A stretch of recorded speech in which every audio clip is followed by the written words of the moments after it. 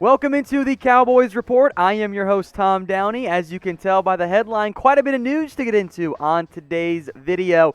And we're going to begin with the really unfortunate one. That is Trevon Diggs, who is going to miss 4 to 6 weeks with a broken bone in his foot. Now, I guess on the bright side here is that Diggs does not need surgery. He's only going to be in a walking boot for that time frame. However, the Cowboys could end up deciding here if it ends up being the latter of that time frame of, look, by the time he comes back, we're out of the season. The season's over, They could choose to shut him down for the entire year. But the timeline right now is 4 to 6 weeks, which in theory would allow Diggs to return before the end of the season, which, as a rookie, I'd like him to be able to do that. Now, Cowboys, of course, are on bye this week. Their next 5 games, so this would be week 2 in that time frame against the Minnesota Vikings. Washington on Thanksgiving. Then it's an abbreviated week 13 because they play on Thursday Night Football. So I wouldn't even on the brightest and happiest of outlines here look for Diggs to return until week 4 against Cincinnati Bengals. Then maybe, or week 14, against the Bengals. Maybe week 15 against San Francisco on what is set to be Sunday Night Football. We'll see if that game ends up getting flexed or not. So we'll see about when Diggs ends up returning. But it is a significant loss for the Dallas Cowboys. Diggs had been put in a really tough spot as a second-round rookie. He had been asked to cover number 1 receivers, and although he wasn't perfect and got targeted a lot, he was making some plays on the football too. So now Diggs, who hasn't officially been moved to IR, but he's out 4 to 6 weeks, he's going to be put on IR here in the near future. He's out.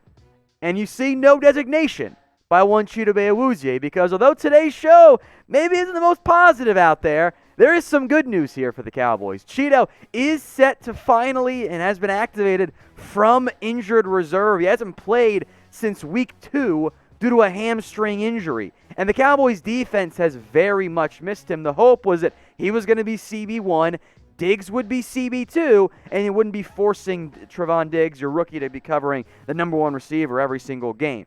But Awuzie, as he finally is set to return, the Cowboys lose Trevon Diggs because the Cowboys can't have nice things this year. So is the season lost? Get your votes in here. Y for yes and for no.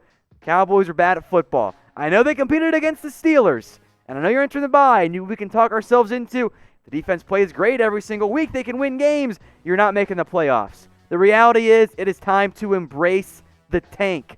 Get your t-shirt today at chatsports.com/tank. Also works beyond this year because we got 90 on the back for Tank Lawrence, who continues to be one of the actual best Cowboys players on this team, despite what some of you want to try to claim. Go get your t-shirt today. It's at chatsports.com/tank. Let's talk Andy Dalton now, because after we did our Overreaction Monday video where I'm like, I want to see Garrett Gilbert play, the Cowboys said, we don't listen to you, Tom. And Mike McCarthy and both Joneses have since come out and said, yeah, Dalton's going to be the starter once he comes back from COVID-19 and his concussion protocol stuff. Which, okay, fine, whatever. Look, Garrett Gilbert was a nice surprise against the Pittsburgh Steelers. I wouldn't have continued to play him to see if he could be potential longer-term backup than Andy Dalton. Because, look, Dalton didn't play great before he was injured and then got COVID-19. They didn't win a game. 3 interceptions, 1 touchdown. Now, Gilbert wasn't perfect.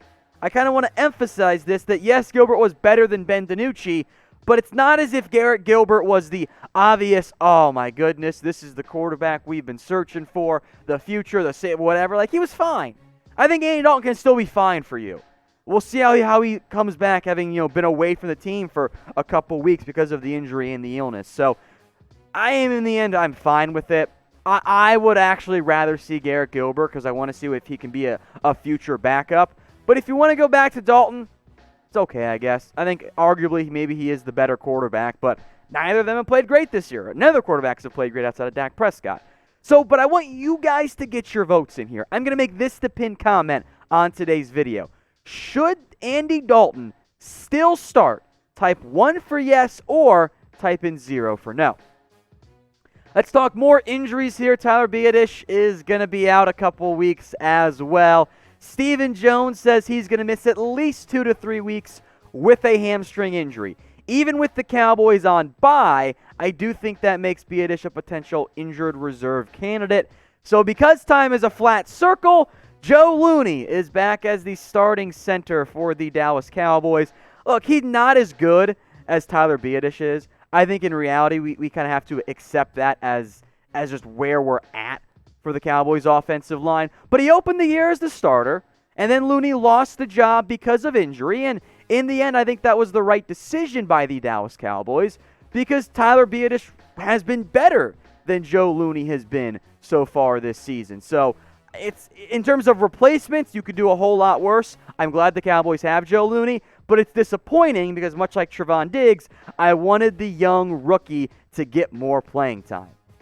Now, today's show is made possible by the #1 sportsbook and our sportsbook partner, BetUS. You can head over to chatsports.com/bet and use the promo code you see on your screen. That's Cowboys125. When you put down $100, that's the minimum deposit to get the 125% deposit bonus. And since the Cowboys have broken the streak of failing to cover the spread, we're bringing back the bet loss cover here. So here's what this is. If you bet on the Cowboys after signing up and depositing and all of that to cover against the Vikings, whatever the spread ends up being once you place your bet, and if the Cowboys don't cover and you lose that bet, I will Venmo you and cover your losses up to $50. So for example, you sign up a deposit, chatsports.com/bet, use the promo code Cowboys125. Put down $30 on the Cowboys to cover against the Minnesota Vikings. If they cover, cool, you won, you're welcome. If they don't cover, just email us, cowboys@chatsports.com, and I will Venmo you guys your loss. And $30 or whatever it is, up to $50. Email us at cowboys@chatsports.com. You can't bet on this game right now. You have to wait a little bit there. But if you want to get involved early or if you have questions, email us, cowboys@chatsports.com. We'll help you guys out. Let's talk Takk McKinley now. This is mostly news, but I did want to get to one rumor here.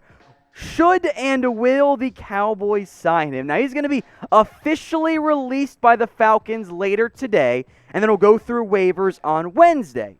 The Cowboys liked him coming out of the 2017 NFL Draft. Remember, the Falcons traded up to get Takk McKinley, and then they traded up in front of the Cowboys because they were worried that Dallas was going to take him, and I think they were going to if he was on the board. Now, in the 4 games he's played this year, it's really more of like 2 full games because McKinley's been banged up with a groin injury. He's shown some promise, and he's never been the guy I think the Falcons and frankly the Cowboys themselves thought he was going to become in the NFL, but they liked him. It could be the Will McClay special, and they have a high waiver wire order. So if they wanted to, they could claim Takk for less than $1 million. The problem is, who do you bench? How do you get Takk McKinley on the field? The easy answer is we'll just stop playing Dorance Armstrong, and I'm all for that. But also, I want to play Bradlee Anae more. So I can't, in reality, sign Takk and then play Bradlee Anae too. It's kind of one or the other with the way the Cowboys are utilizing their defensive end rotation, or at least give them even meaningful moments and snaps in games. So what do you guys want to do?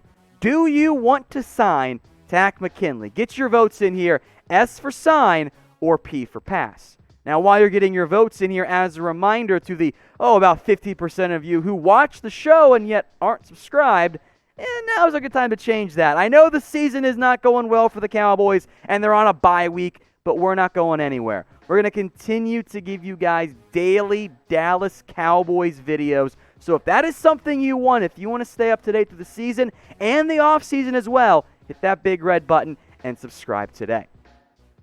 Let's talk about Dak Prescott now because both Joneses are kind of firing back at the idea that Dak's not the guy, at least they are on the radio. Now, Jerry and Steven said this week, hey, Dak's their quarterback. They're not going to take a QB in round 1, but they could be drafting in the top 5.